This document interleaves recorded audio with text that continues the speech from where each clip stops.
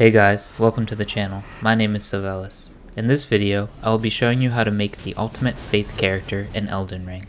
I will demonstrate 5 different builds you can use, all of which have the exact same stats, so no respecing will be required.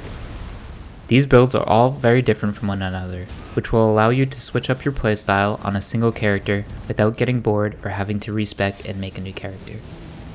Like other builds in this series, this build will not have DLC content in it, partially to avoid spoilers and also to provide a baseline set of builds you can use to beat the core game and to enter DLC with plenty of options at your disposal. That being said, I will definitely be making DLC build videos in the future once I have a better understanding of the new items and how best to use them.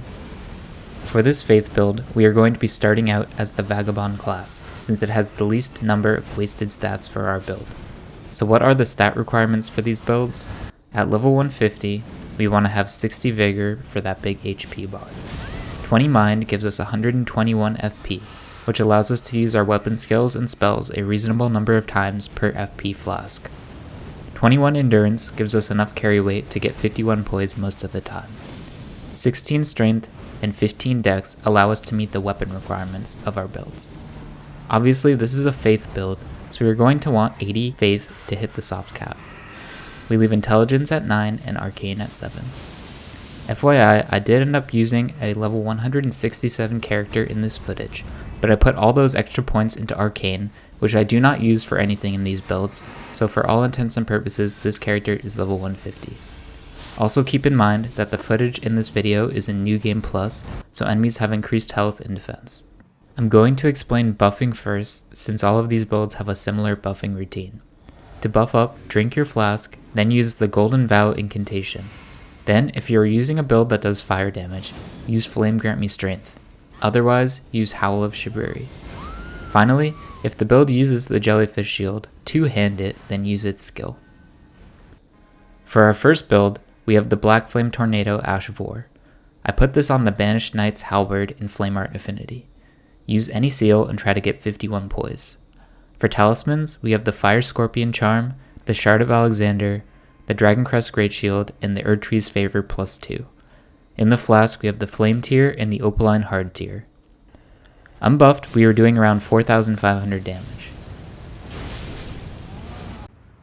Fully buffed, we are doing around 6,800 damage. Generally speaking, you want to hold the skill button to get the full attack animation and damage. However, you have to be careful with your timing because the skill has no hyper armor. If you do manage to pull it off though, you can see that it does a ton of damage. It does some percentage health damage too, so it scales well against high HP bosses.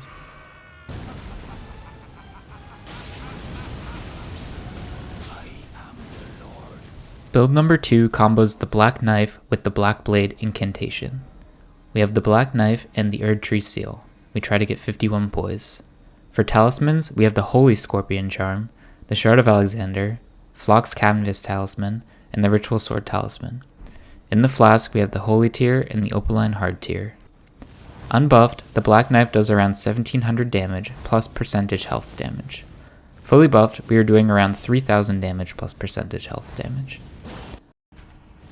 Holy damage gets a bad rep in Elden Ring, since so many bosses are resistant to it. However, with the exception of a few endgame bosses, holy damage is still quite viable, and especially good against undead enemies. Godric has 40% holy resistance, but he still dies quickly to this build. Both the Black Knife skill and the Black Blade incantation apply percentage health scaling damage, which stacks, and also removes 10% of the boss's max HP.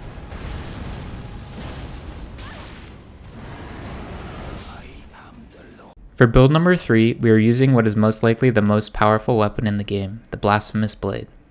We have any seal and try to get 51 poise.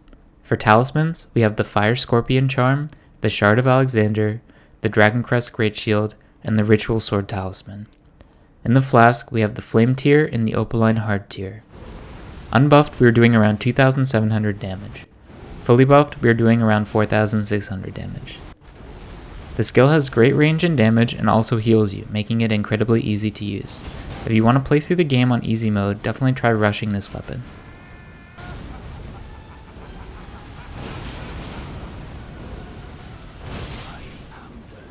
Our second to last build uses fire incantations, specifically Burn O Flame and Catch Flame.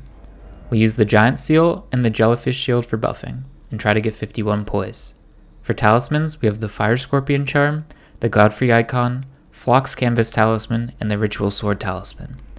In the flask, we have the Flame tier and the Opaline Hard tier. The damage is hard to test because it depends on the number of flame pillars that hit the enemy, though that makes it highly effective against larger enemies. You want to hold the button for the full duration to get the most damage out of the spell. It can be hard to time with the long cast duration, but as you can see, we end up two-shotting Godric here. For our final build, we switched to using lightning incantations like Ancient Dragon Lightning Strike and Lightning Spear. We have the Gravelstone Seal, the Jellyfish Shield for buffing, and try to get 51 poise.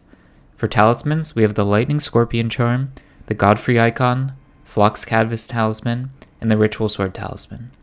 In the flask, we have the Lightning tier and the Opaline Hard tier. Even unbuffed, we are one-shotting this giant, which is insane. Ancient Dragon Lightning Strike is quite possibly the most powerful incantation in the game. What's more, the bigger the enemy is, the more damage it will do, as more bolts will hit the enemy. Here you can see Godric again dying incredibly fast. Obviously, there are lots of other great incantations that I didn't cover, but this build should be able to use any of them effectively. Let me know in the comment section what your favorite incantation is. That's it for this video. I hope you learned a thing or two. If it was helpful, please leave a like and consider subscribing to the channel.